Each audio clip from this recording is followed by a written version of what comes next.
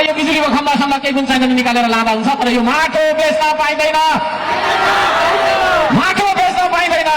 ल ल आरक्षमाङ भाइ, तपाईँलाई बत्ती नचाहिने, हामी झुप्रोमा बस्ने बत्ती चाहिन्छ। कति पहिला मर्देल खोजेर बाल्यो, दियालो बाल्यो सल्लाहको, अब त हाम्रो बाँकी जीवन यसो सुखमा जान्छ भन्ने त बत्ती पनि नचाहिने भन्ने हो। धरानवासीलाई कि तिमीलाई मात्रै हो? धरानमा यस्तो भन्दै गयो भने बाबु त धरानमा भिर छ कि छैन गुल्ठीले नि फेरि कसैलाई विरक्त नगरिकन जानी कुलमान घिसिङलाई किन घोचिरहल भाइ तिमी?